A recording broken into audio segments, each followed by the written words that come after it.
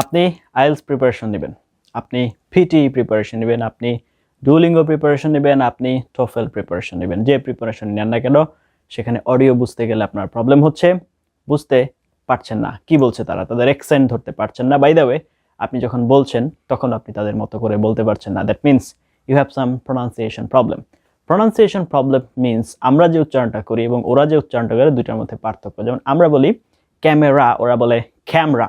এই যে পার্থক্যটা, এই পার্থক্যটার কারণে ওদের স্বাভাবিক যে প্রোনাউন্সিয়েশন সেটা আমরা বুঝতে পারছি না, ওদের অ্যাকসেন্টও ধরতে পারছি না, আমরা লিসনিংয়ের যে পার্টগুলো আছে বিভিন্ন ধরনের ল্যাঙ্গুয়েজ টেস্টে সেখানে আমরা ভালো করতে পারছি না। এই জায়গাতে যদি আপনি থেকে থাকেন তাহলে আজকের এই লেসনটি শুধুমাত্র আপনার জন্য চেষ্টা করে যাচ্ছি আপনার ইংরেজি শেখাকে সহজ করার জন্য।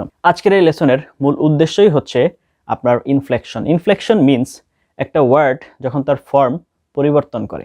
যেমন ধরেন ক্যারি, এটা হচ্ছে প্রেজেন্ট ফর্ম, যদি পাস্ট ফর্ম হয় তাহলে ক্যারিড হয়ে যাচ্ছে, পাস্ট পার্টিসিপল ফর্মে ক্যারিড হয়ে যাচ্ছে। এই যে কেন হচ্ছে এটার কারণটা কি? আমরা সবসময় শুনে আসছি যে এখানে স্ট্রং ফর্ম এবং উইক ফর্ম রয়েছে, যেটার কারণে এর পরিবর্তনটা হয়ে যাচ্ছে। কিন্তু আজকে আমরা এটার ব্যাখ্যা শিখবো, কেন, কোথায় ইডি হচ্ছে, কোথায় হচ্ছে ইএসটি হচ্ছে, কেন হচ্ছে, এই যে পরিবর্তনগুলো হচ্ছে কেন হচ্ছে, সেই জিনিসগুলো আজকে আমরা জানার চেষ্টা করব। তার জন্য আমার সাথে থাকতে হবে এবং মাথায় রাখবেন, আপনি যদি ইংরেজি শুনে, যে কোনো ধরনের নেটিভ স্পিকারদের ইংরেজি শুনে আপনি বুঝতে চান তাহলে অবশ্যই আজকের লেসনটি আপনার জন্য খুবই গুরুত্বপূর্ণ। আপনি যদি 24/7 আমার সাথে কানেক্টেড থেকে ইংরেজি শিখতে চান, you can like my Facebook page and join my Facebook group, সেগুলো লিঙ্ক এই ভিডিও ডেসক্রিপশনে দেওয়া থাকবে। এবং আজকের ক্লাসে আমি যে পিডিএফটি ব্যবহার করব সেটাও একটা গুগল ড্রাইভে আপলোড করা আছে, সেটার লিঙ্কও এই ভিডিও ডেসক্রিপশনে দেওয়া থাকবে। চলুন উইদাউট ওয়েস্টিং টাইম আপনাদেরকে যে কম্পিউটার স্ক্রিনে এবং আজকের যে লেসনটি আছে ইনফ্লেকশন রিলেটেড সম্পূর্ণটা দেখিয়ে নিয়ে আসি। ভালো করে দেখতে হবে এবং এরপরে খুবই ইম্পর্টেন্ট ফ্যাক্টর, আপনি এগুলো আপনার রিয়েল লাইফে কিভাবে ব্যবহার করবেন সেই জিনিসগুলো আপনাদেরকে দেখাবো। সুতরাং শেষ পর্যন্ত ধৈর্য সহকারে থাকতে হবে। চলুন আপনাদের নিয়ে যাই কম্পিউটার স্ক্রিনে। চলে আসলাম আমরা কম্পিউটার স্ক্রিনে। আজকে আমরা যে বিষয়টি জানার চেষ্টা করব সেটি হচ্ছে ইনফ্লেকশন। তো ইনফ্লেকশন কি? ইনফ্লেকশন যেটা হয় সেটা হচ্ছে যে আপনার একটা ওয়ার্ডের আপনার উচ্চারণগুলো কমে যায়, মানে ঘষা খায় বা যে কোনো কিছু হয় আর কি। তো এই যে বিষয়গুলো হচ্ছে, তাহলে কেন হচ্ছে দেখুন, if the final sound of the verb's infinitive is a vowel or voiced consonant b, d, g, th, m, n, l, যে কোনো একটা, except d, the past tense, the past participle are formed by adding d. For example, to carry. Okay, এখন এই যে to carry, এই ক্যারিটা কি হয়ে যাবে? carried হয়ে যাবে। to hurry হয়ে যাবে hurried। তো কখন হচ্ছে এটা? যখন হচ্ছে if the final sound of the verbs infinite, okay, is a vowel, এই যে ই, ভার্বের ইনফিনিটের পরে যে ভার্বটা থাকবে সেটা যদি ই সাউন্ড হয়, ভয়েস কনসোনেন্ট হয় এবং এটা যদি হয় তাহলে হচ্ছে এটা কি হয়ে যাচ্ছে? ক্যারিড হয়ে যাচ্ছে, রিড হয়ে যাচ্ছে।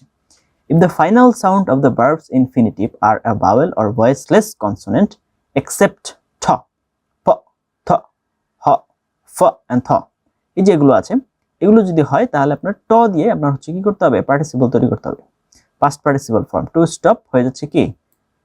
স্টপড। টু টক হয়ে যাচ্ছে টকড।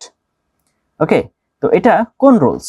আমরা ওই যে ভার্ব দেখি না, যে ভার্বের পরে আমরা যে ভার্বের যে তিনটা ফর্ম দেখি, ভার্বের প্রেজেন্ট ফর্ম, পাস্ট ফর্ম এবং পাস্ট পার্টিসিপল ফর্ম, সেখানে পাস্ট পার্টিসিপল ফর্মটা কিভাবে তৈরি হয়, এটা রুলস হচ্ছে আপনার ইনফ্লেকশন। ঠিক আছে, ওকে।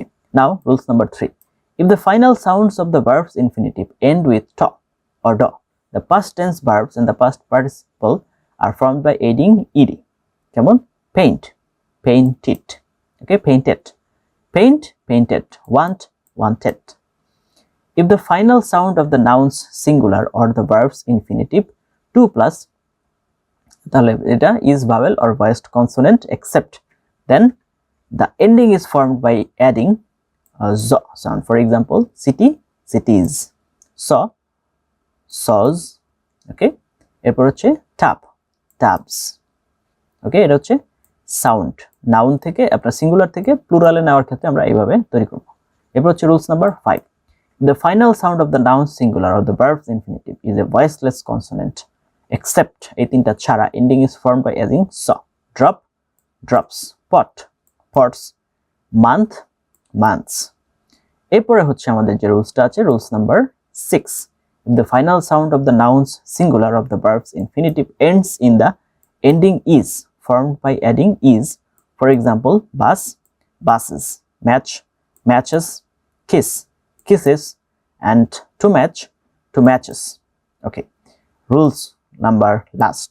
If the final sound of a comparative form is er and the superlative form is est, then the last sound will be a. And east, for example, high, higher, and highest, long, longer, and longest. তো এই রুলসগুলো আমাদের মানে একটু জটিল rules হলেও বারবার চর্চা করলে আশা করি আমরা এগুলো পারবো এবং সমস্যা হবে না। এরপরে কমিউনিকেশন কিছু ওয়ার্ড আমরা দেখি communication related. Wireless, envelope, letter, telephone, telecommunication, television, address, sent, stamp, postman, dial, parcel, postcard, postmaster, carab, recipient, sender, fax, message, money order. এরপরে হচ্ছে suffix, C-A-L-L-Y, always sounds like Cali, okay, Cali, automatically, alphabetically, artistically, basically, fantastically, এরপর হচ্ছে biologically, classically, diplomatically, and হচ্ছে dynamically and economically. ওকে, এই ওয়ার্ডগুলো আমরা হচ্ছে কি করতে পারি আমাদের রেগুলার লাইফে অনেক বেশি এবং অনেক বেশি ব্যবহার করতে পারি। এরপরে একটা আপনার একটা ছোট্ট প্যাসেজ দেওয়া আছে হেলথ অ্যান্ড হ্যাপিনেস নিয়ে, আপনারা এগুলো একটু পড়তে পারেন। আশা করি এটা আপনাদেরকে রিয়েল লাইফে অনেক বেশি হেল্প করবে এবং আপনাদের জন্য উপকার হবে। এতক্ষণ পর্যন্ত সাথে ছিলেন তার জন্য অনেক ধন্যবাদ। তো এখন আমরা চলে আসছি মূল পার্টে, সেটা হচ্ছে এখন আপনি জানলেন ইনফ্লেকশন আসলে পয়েন্টটা কি। এখন আপনাকে যেটা করতে হবে সেটা হচ্ছে এই যে ক্লাসের পিডিএফটা আছে সেটা একটু ডাউনলোড করে ফেলতে হবে। ডাউনলোড করে প্রিন্ট আউট করে আপনার কাছে রাখেন এবং তারপরে হচ্ছে এবার আপনাদের পরবর্তী কাজ কি, এই রুলসগুলো প্রতিদিন অন্তত আপনার একবার করে দেখতে হবে। কেননা আপনি যে রুলসগুলো শিখেছেন একদিনে এগুলো আপনার মাথায় থাকবে না, বা একবার শেখার পরে সারা জীবন আপনি ব্যবহার করতে পারবেন বিষয়টা এরকমও না। সুতরাং আপনাকে কয়েকদিন টানা এগুলো ব্যবহার করে যেতে হবে। ধরেন মোটামুটি মাসখানেক প্রতিদিন কমপক্ষে 10-15-20 মিনিট করে আপনার এগুলো দেখতে হবে এবং সেগুলো চর্চা করার চেষ্টা করতে হবে। কোথায় চর্চা করবেন? দুইটা জায়গা।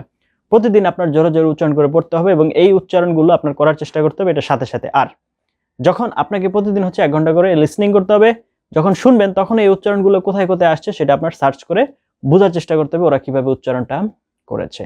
তো আপনি যদি ঠিকভাবে মানে প্রতিদিন 1 ঘন্টা করে জোরে জোরে উচ্চারণ করে পড়া এই রুলস অনুযায়ী এবং আপনি যে লিসনিং করছেন সেখান থেকে এগুলো বের করার চেষ্টা করা, প্রতিদিন যদি এইভাবে আপনি করতে থাকেন তাহলে একটা সময় যে এগুলো আপনার নিয়ন্ত্রণে চলে আসবে। এখন আপনি যদি রেগুলার প্র্যাকটিস না করেন, আজকে করলেন, আগামীকালকে করলেন না, তারপরের দিন করলেন না, তারপরে আবার চতুর্থ দিন করলেন, পরে আবার 3 দিনের গ্যাপ, এভাবে কিন্তু হবে না। আপনাকে রেগুলারিটি মেনটেন করে প্রতিদিন করে যেতে হবে। Otherwise there will be no benefit হোয়াটসোএভার।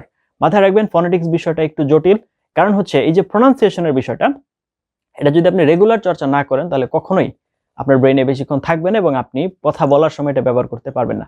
আপনারা একটা জিনিস খেয়াল করে দেখবেন, আপনারা অনেক জটিল জটিল শব্দ শেখেন কিন্তু কথা বলার সময় ঘুরে ফিরে সেই সহজ শব্দ যেগুলো আপনি সবসময় বেশি ব্যবহার করেন সেগুলোই চলে আসে, জটিল শব্দগুলো কথা বলার ক্ষেত্রে আসে না। ঠিক তেমনি ফনেটিক্সের বিষয়টাও এরকম, আপনি যদি দৈনিক ব্যবহারে এগুলো না নিয়ে আসেন, অল্প অল্প করে যদি প্রতিদিন এটার সাথে অভ্যস্ত না হন, তাহলে আপনি একদিন মুখস্থ করলেন, পরের দিনই আপনি কথা বলার সময় এগুলো ব্যবহার করতে পারবেন না, আপনার ব্যবহারে এগুলো আসবে না। যাই হোক, এতক্ষণ মতো সাথে ছিলেন তার জন্য অনেক ধন্যবাদ। Video some other video till then have a nice time.